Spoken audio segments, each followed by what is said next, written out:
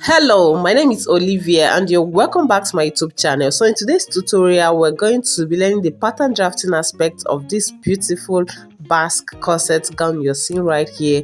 It is actually a beginner kind of pattern and it is very easy. It is something you would want to try. If you haven't subscribed to this channel, kindly hit the subscribe button and turn on the notification bell to get notified whenever I upload a new video. Keep on watching.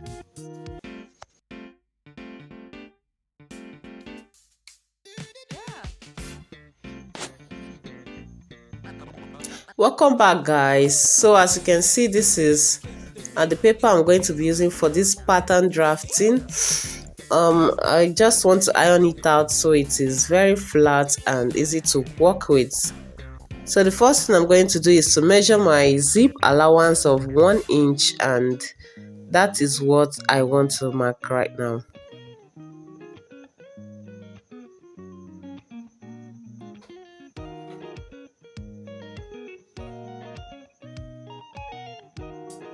So I'm actually cutting the front and the back at the same time.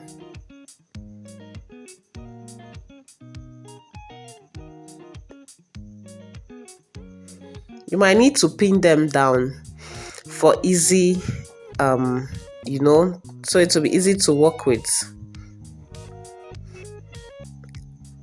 And then I went ahead to draw my starting line, which is just half an inch. And that is also going to serve as my shoulder line.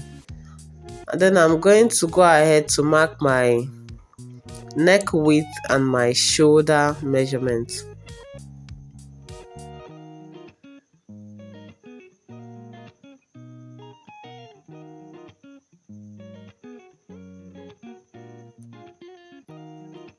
So my shoulder measurement divided by 2 is 8.5 inches, and then I added half inch for seam allowance.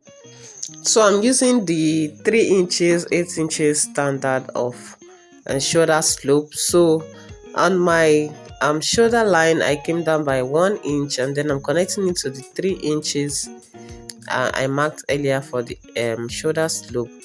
But my neck width is 4 inches, alright? So I'm going to be taking my armhole length.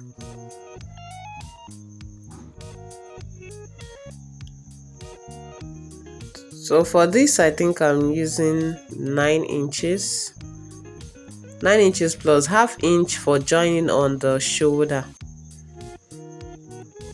And then on that line, I came down to also mark what I marked up there, which is 9 inches. And then I'm just connecting like so. I'm going to find the midpoint of this armhole and then come in by half an inch. Measure my bust measurements, mark my bust measurement divided by 4 on the chest line. And then I'm just connecting it with my pattern master to the half inch on the middle of the armhole.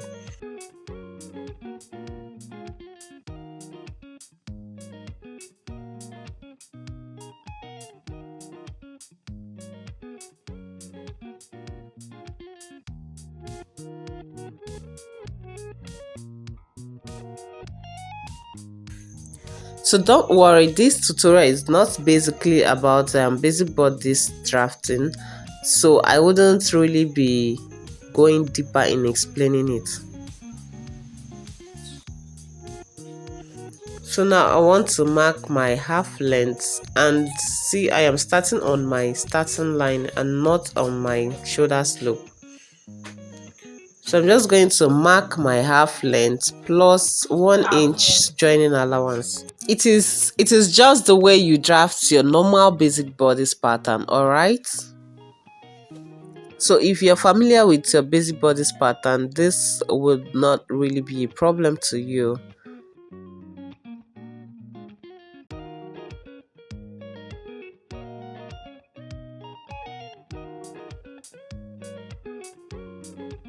So I marked my half length plus 1 inch joining allowance.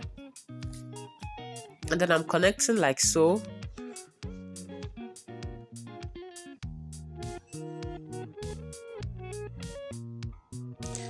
On that line, on my half length, I marked my waist measurement divided by 4, and then I added 1 inch for that, 1 inch for that. And on the chest line, I marked my bust measurements earlier divided by 4, and then I'm going to be adding my sewing allowance of 1.5 inches, and on the waistline I added 1.5 inches as well for my sewing allowance. And then I'm connecting like so. So I just decided to draft my pattern this way, but when I want to join my fabric together, the front and back fabric after sewing, I'm going to be making use of my underbust measurements. All right, so for my front neck depth, I'm going to be using about 4 inches, and for the back neck I'm using 6 inches. So it is time to mark our basque. All right, so I'm just adding 5 inches to the normal half length measurement, and then I'm connecting it like so.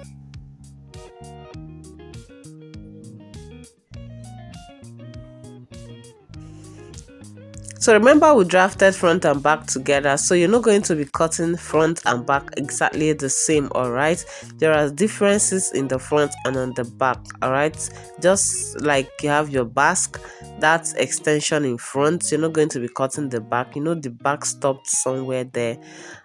So I'm just going to flip up to the back, and then I'm going to mark where my half length stopped, and then I'm going to connect it like so.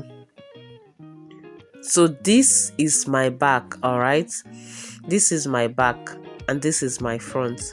So do not make mistake of cutting the two of them the same thing. All right, even the neck is totally different.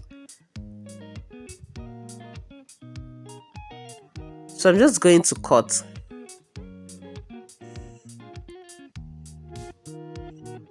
And so I'm cutting the back armhole first, and later on I'm going to trim the front. So when you stop right here, you just notch the neck width.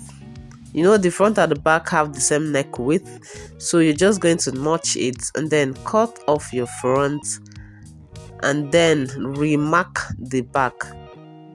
The back is going to be a V kind of shape, so you need to mark that.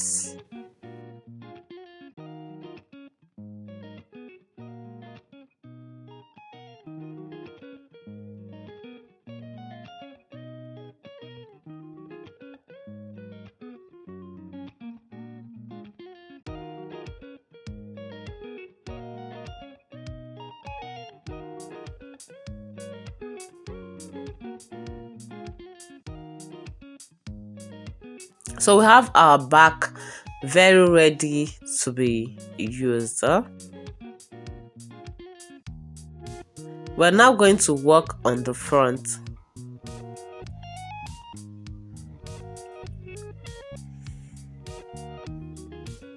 So if you want to put dart for the front, you're actually going to mark the dart, cut off the darts, use your masking tape to hold it down before you connect your basque, before you mark your basque. All right, you first of all do your darts, hold it with a tape before you make your basque. But that is actually for the intermediate class. All right, but this particular class is totally for beginners. All right, so you might not be able to do the dart. So whichever way, you can decide to skip the dart and just do it like I'm doing it. All right, and it will still come out the same way. So right now I'm marking my vertical measurements, shoulder to bust, shoulder to under bust,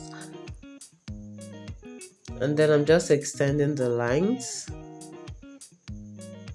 And then this is the cup I'm working with. My client's bust measurement is 42, and so I bought a cup of 40 inches, size 40. I bought a cup of size 40. So I'm just going to mark half inch on that edge and place my cup on the half inch, then place my tape to get my shoulder to bust and shoulder to under bust measurement. All right,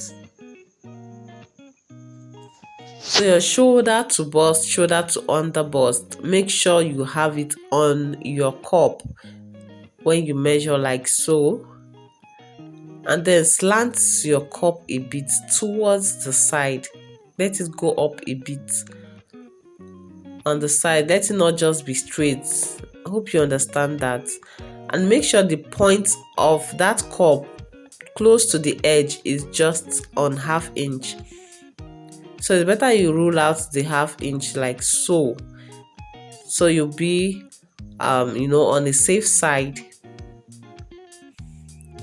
The tip of your cup should be on that half inch, and then you slide up your cup a little bit on the side upwards to give it a slant kind of look, and then you're going to trace out the shape of your cup. So to do this, I'm using my masking tape to hold down the cup so it wouldn't like dance around and shift. So I'm just slightly and slowly going to trace out the shape of the cup.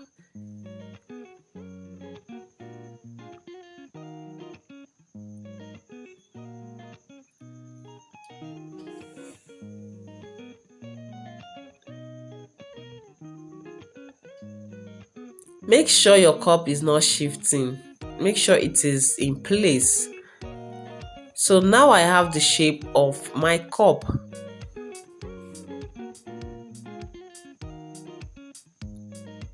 Hope you can see that. And hope you can see it is exactly on that half inch. And then you're going to be marking your sewing allowance inwards inside the cup, on the down part of the cup. 0.4 inches sewing allowance. That is what I just marked inwards. So hope you can see the shape I'm going to be cutting.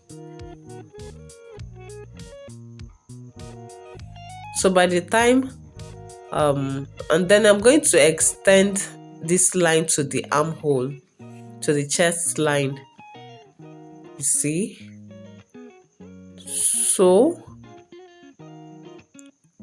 you can see it is slanted. Hope you can see it is slanted. And when I measure, I have my shoulder to bust 12 inches. And then you see that that line is matching on the armhole. Okay? And when you take it down to that original shoulder to bust line, it is not going to match with the armhole. But when you take it up a bit and on your tape you have your shoulder to bust measurements, you're going to have it perfect. Going to come out perfect. All right, so this is our yoke. And then remember, we're going to trim off the armhole for the front and then cut off our basque. All right, so by the time you want to cut this on fabric, you're going to be adding sewing allowance to that middle part. You add sewing allowance to your yoke, and you're going to add sewing allowance to that down part, the basque part, like so. We're not adding the sewing allowance on this paper, you're adding it to when you want to cut it on your fabric. All right, so now I'm just going to cut what I have here, and please look carefully where I am cutting.